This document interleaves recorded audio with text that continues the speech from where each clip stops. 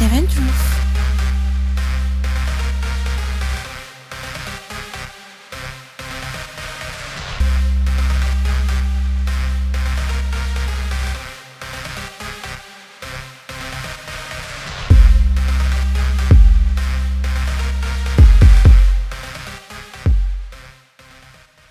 Bonsoir les amis, salut à tous, bienvenue dans Seven Sport sur Seven Truth à travers nos différentes plateformes digitales. Comme d'habitude, tous les dimanches, on est là pour vous servir toute l'actualité sportive au niveau national et international. N'oubliez pas de vous abonner et d'activer la petite clochette pour être alerté à temps réel de toutes les notifications. Aujourd'hui, on a un menu très riche qu'on va vous présenter tout à l'heure. On va parler de l'Euro avec les éliminations de la France, champion du monde en titre, et celle du Portugal, champion d'Europe en titre. On parlera aussi du mercato en Europe avec des dossiers très chauds. Sans oublier aussi l'actualité au niveau national avec la Ligue 1 sénégalaise et la Ligue 2 aussi. Tout de suite, le développement.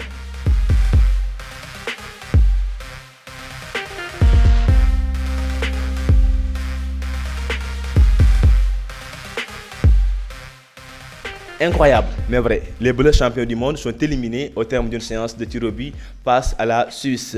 Une déception grandiose en France, surtout que le penalty qui a condamné la France a été raté par Kylian Mbappé, le jeune prodige, la star, le joueur du Paris Saint-Germain. On l'a vu déçu après avoir échoué sa tentative. En France, tout le monde s'interroge sur cette élimination. Tant cette équipe-là faisait peur, tant cette équipe-là nous apparaissait comme étant le favori de cette Euro-là. Et bien voilà, le football est cruel parfois, cette équipe-là est éliminée. Didier Deschamps n'en revient pas, même s'il assume toutes ses responsabilités. En tout cas, en France, les gens sont un peu déçus et même une éventuelle séparation entre Didier Deschamps et l'équipe de France était envisagée, même si le président de la Fédération française de football, Noël Le Graët, a rapidement clos le débat en disant que celle-ci est impossible et que Didier Deschamps continuera jusqu'au mondial 2022.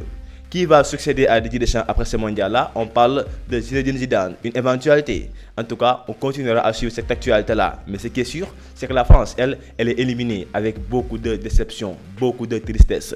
Le Portugal aussi de Cristiano Ronaldo est éliminé. L'équipe portugaise a été battue par celle de la Belgique, de Kevin De Bruyne et de Lukaku. En tout cas, Cristiano Ronaldo aussi rentre déjà 2-0 en huitième de finale, ce qui montre que les grandes équipes ne cessent d'être éliminées au cours de cette compétition-là. À qui le titre de champion d'Europe? Pour le moment, aucune certitude, tant les surprises peuvent abattre à tout moment dans cette compétition. Et c'est magnifique, c'est ce qui fait le charme du football.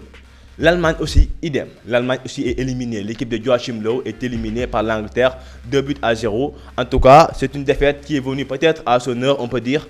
Joachim Löw, on rappelle qu'il ne sera plus sélectionneur de l'Allemagne. Il avait déjà dit qu'il ne va pas continuer, quel que soit le résultat de son parcours à cette Euro. On continue avec la deuxième partie qui parle du mercato européen. On va parler d'un joueur espagnol, Sergio Ramos, accord trouvé avec le Paris Saint-Germain, nous dit-on. Le défenseur espagnol, libre après la fin de son contrat avec le Real Madrid, devrait s'engager avec l'équipe de la capitale française. En tout cas, on parle d'un contrat de 2 ans et ce serait une grande opportunité pour Paris de pouvoir enfin concrétiser, réaliser son rêve qui est de gagner la Ligue européenne des champions.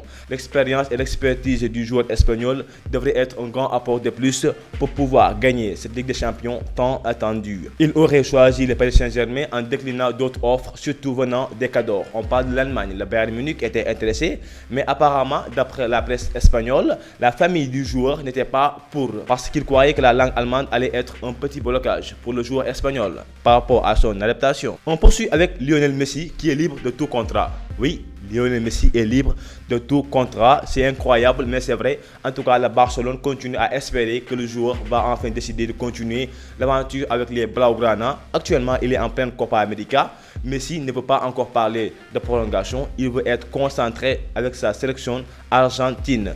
Mais ce qui est sûr, en Espagne, les gens croisent les doigts et espèrent que le génie argentin va poursuivre l'aventure. Tellement que d'autres équipes sont là à l'affût. On pense notamment au Paris Saint-Germain. Dans les prochains jours, on va être édifié par rapport à la suite de la carrière de Lionel Messi. Justement, après Messi, on parle là de son rival, Cristiano Ronaldo. Est-ce qu'il va quitter la Juve ou pas? Apparemment, il ne bougera pas. En tout cas, c'est ce qu'a dit le directeur sportif de la Juve, Federico qui estime que Cristiano Ronaldo va continuer l'aventure avec les Turinois. Ceci doit mettre un terme au débat par rapport à un éventuel départ de Cristiano Ronaldo. Le Portugais donc va continuer à jouer avec la Juventus, espérant que cette année-là, il pourra au moins gagner cette Ligue des Champions, tant attendue par le peuple turinois. Mais jusque-là, elle n'y arrive pas. Espérons que Cristiano Ronaldo pourra enfin gagner ce titre-là pour le plus grand bonheur de tous les Turinois.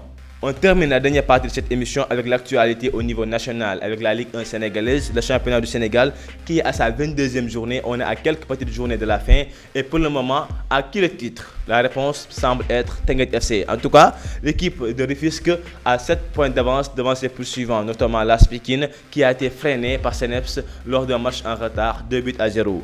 L'équipe de Babacar Ndiaye tend donc vers le titre. En tout cas, c'était une fierté pour le département de Rufisque, même si on attend avec pied ferme, on attend avec beaucoup d'envie le dédit contre le Génération Foot à Denis Biram Ndao qui est programmé pour la 25e journée.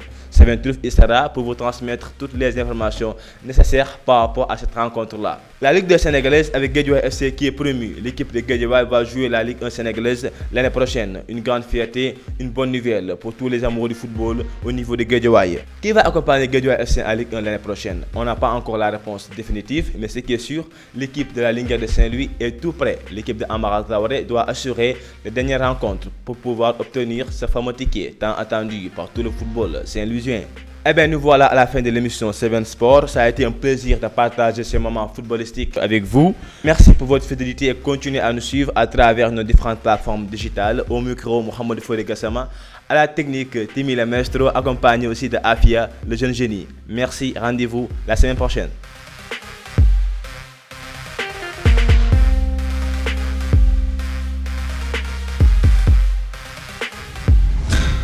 Seven Truth.